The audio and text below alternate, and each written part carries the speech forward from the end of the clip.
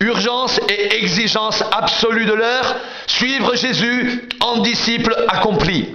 La situation de crise systémique transgressive globale, telle que prophétiquement préfigurée par Jésus en Matthieu 24, appelle de la part des disciples une acuité et une sagacité accrue dans l'observation et la reconnaissance des signes des temps corrélatifs et annonciateurs d'une imminente conclusion messianique de l'histoire du monde en cours. L'unique approche réellement salutaire de cette période singulièrement critique de l'histoire de l'humanité est celle d'une exclusive identification, une parfaite conformation à Christ, une indéfectible passion pour sa personne et son œuvre, une intériorisation absolue de la totalité des critères de référence et d'appartenance relatifs à son divin royaume, sans dissipation aucune, dans une attentive écoute et une responsable mise en pratique de ses instructions sous la motion structurante, signifiante et dynamisante du Saint-Esprit. Si quelqu'un m'aime, il gardera ma parole et mon Père l'aimera. Nous viendrons à lui et nous ferons notre demeure chez lui. Jean 14, 23. Vous êtes mes amis si vous faites ce que je vous commande. Jean 15, 14. C'est pourquoi, frères, appliquez-vous d'autant plus à affermir votre vocation et votre élection, car en faisant cela, vous ne broncherez jamais. C'est ainsi en effet que l'entrée dans le royaume éternel de notre Seigneur et Sauveur Jésus-Christ vous sera pleinement accordée. 2 Pierre 1,11. Une réalité incontournable à prendre en compte sera et demeurera jusqu'au retour du Maître l'indispensable renoncement à toute attitude égo-ethno-anthropocentrique, l'endossement du message christocentrique de la croix, un abandon total et irréversible de toute velléité de contrôle et de domination sur sa propre destinée ou celle d'autrui, une abnégation et une oblation sans exception ni réserve, amour, fidélité, loyauté, communauté de vie et service divin, ne souffrant ni distraction ni dispersion d'aucune sorte.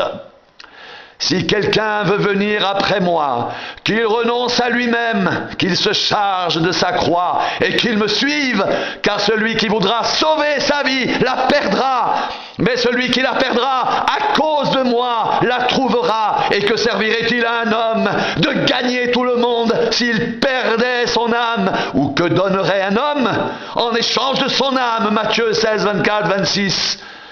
Jésus leur dit, les rois des nations les maîtrisent, et ceux qui les dominent sont appelés bienfaiteurs.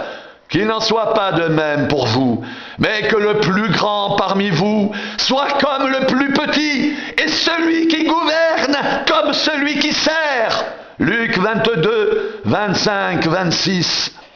Certes, cette injonction de renoncement se situe en contradiction irréductible avec les valeurs fondamentales d'une civilisation mondiale apneumatique, sans esprit, promotrice d'un modèle comportemental hédoniste, eudémoniste, érigé en un universel absolu, réducteur de l'individu à une simple expression de pulsions chroniques, consommatrice de sensations somatiques, psychiques, sous forme de biens, prestations et autres services illimités.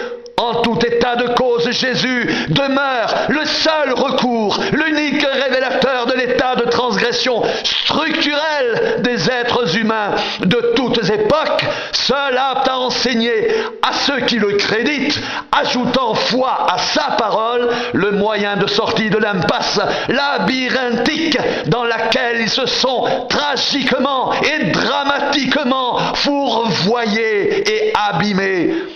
Vous connaîtrez la vérité, et la vérité vous affranchira. Jean 8, 32. Si donc le Fils vous affranchit, vous serez réellement libre. Jean 8, 36. Il n'y a de salut en aucun autre, car il n'y a sous le ciel aucun autre nom qui ait été donné parmi les hommes, par lequel nous devions être sauvés. Actes 4, 12. Dans cette génération, mais pour combien de temps encore, le Maître ne cesse d'appeler au salut, avec insistance, par toutes voies et moyens spirituels, les naufragés de la vie, par son offre unilatérale de salut à titre gracieux, sa mort sacrificielle à la croix, comme substitut, subrogé pénal, annulatrice de la nature matricielle transgressive de l'homme et des addictions et aliénations séculières inhérentes à celle-ci, produit tout à la fois l'introduction dans la vie de résurrection, l'installation dans la condition de disciple, la constitution dans la filiation eschatologique et l'incorporation dans la famille éternelle de Dieu, dans la maison du Père, la proclamation de l'évangile du salut par grâce, annonçant l'insigne privilège d'une communauté universelle de personnes et de biens avec Jésus, par le partage de son incompréhensible amour et de ses insondables et incommensurables richesses, peut, selon les cas, chez les auditeurs convaincus, déclencher un formidable élan d'identification et d'appropriation par le moyen d'une foi christocentrique, hardie et audacieuse, comme susciter un genre d'attitude attentiste, passif, velléitaire, renforcé et consolidé par des conduites de dépendance psycho-affective, ritualiste, liturgique, institutionnelle. Pour moi, frères, ce n'est pas comme à des hommes spirituels que j'ai pu vous parler, mais comme à des hommes charnels, comme à des enfants en Christ. Je vous ai donné du lait, non de la nourriture solide, car vous ne pouviez pas la supporter. Et vous ne le pouvez pas même à présent, parce que vous êtes encore charnels.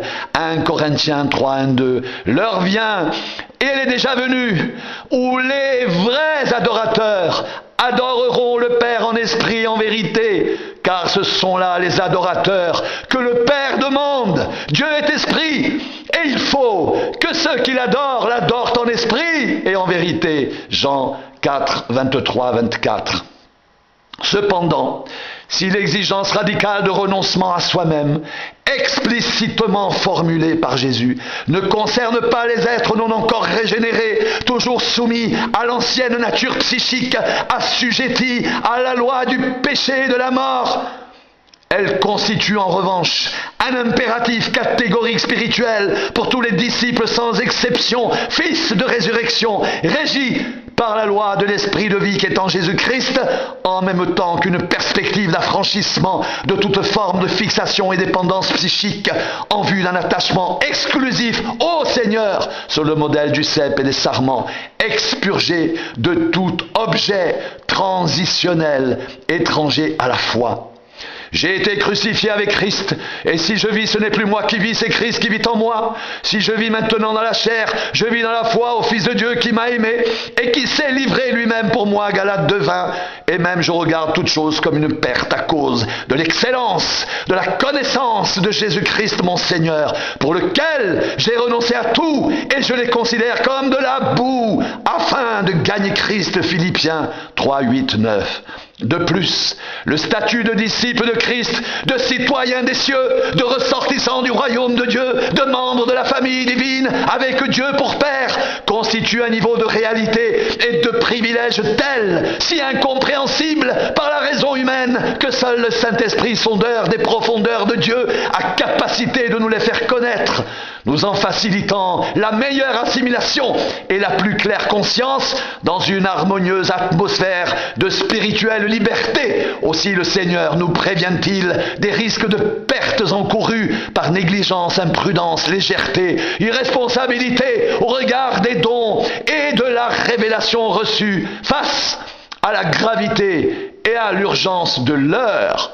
Lorsque les cœurs se convertissent au Seigneur, le voile est ôté. Or le Seigneur c'est l'Esprit, et là où est l'Esprit du Seigneur, là est la liberté. Nous tous qui le visage découvert contemplons, comme dans un miroir, la gloire du Seigneur, nous sommes transformés en la même image, de gloire en gloire, comme par le Seigneur l'Esprit. de Corinthiens 3, 16, 18. Quiconque met la main à la charrue et regarde en arrière n'est pas propre au royaume de Dieu. Luc 9, 62. Ne vous y trompez pas, on ne se moque pas de Dieu. Ce qu'un homme aura semé, il le moissonnera aussi. Celui qui sème pour sa chair moissonnera de la chair la corruption, mais celui qui sème pour l'esprit moissonnera de l'esprit la vie éternelle. Galates 6, 7, 8. Mettez en pratique la parole et ne vous bornez pas à l'écouter en vous trompant vous-même par de faux raisonnements. Car si quelqu'un écoute la parole et ne la met pas en pratique, il est semblable à un homme qui regarde dans un miroir son visage naturel et qui, après s'être regardé, s'en va et oublie aussitôt quel il était. Jacques 1, 22, 24. Le véritable état de vigilance est pleine participation au processus eschatologique. Jésus a annoncé d'une part l'imminence de la rencontre avec Dieu et d'autre part le surgissement en sa personne même de cet événement comme déjà présent, justifiant ainsi l'urgence absolue d'entrer dans la condition de disciple, tout en proclamant par ailleurs la consommation totale de cette rencontre comme événement encore à venir.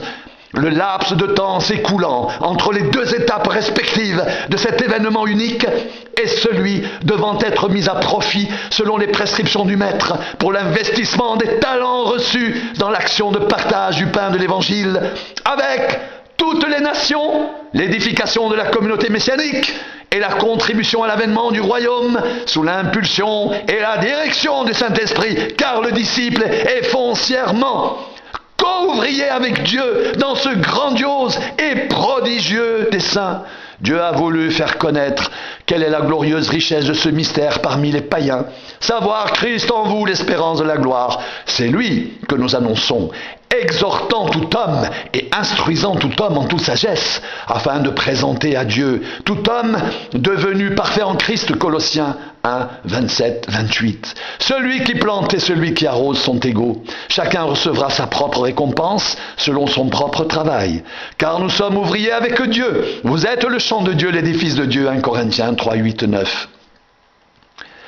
Les divers textes du Nouveau Testament illustrant les postures de vigilance eschatologique, telles la fidélité du serviteur, la vigilance du maître de maison, la prudence des vierges sages, sont toutes expressives d'un appel à l'état de veille paroxystique de la part du disciple dans l'attente active de la venue de Dieu en Jésus. Le ciel et la terre passeront, mais mes paroles ne passeront point. Pour ce qui est du jour ou de l'heure, personne ne le sait, ni les anges dans le ciel, ni le Fils, mais le Père seul. Prenez garde, veillez et priez, car vous ne savez quand ce temps viendra. Marc 13, 31, 33. Veillez donc, car vous ne savez quand viendra le maître de la maison, ou le soir, ou au milieu de la nuit, ou au chant du coq, ou le matin. Craignez qu'il ne vous trouve endormi à son arrivée soudaine. Ce que je vous dis, je le dis à tous, veillez. Marc 13, 35, 37. Le disciple ainsi engagé dans l'esprit de la grâce, menant une existence tendue en constance et tendance maximale vers le royaume, à tout instant prêt à la rencontre de son Dieu, est dans le droit fil de l'accomplissement de la volonté du Père, en parfaite mesure de dire, à l'instar de son maître, ma nourriture est de faire la volonté de celui qui m'a envoyé et d'accomplir son œuvre. Jean 4, 34. Mon Père agit jusqu'à présent, moi aussi j'agis. Jean 5, 17.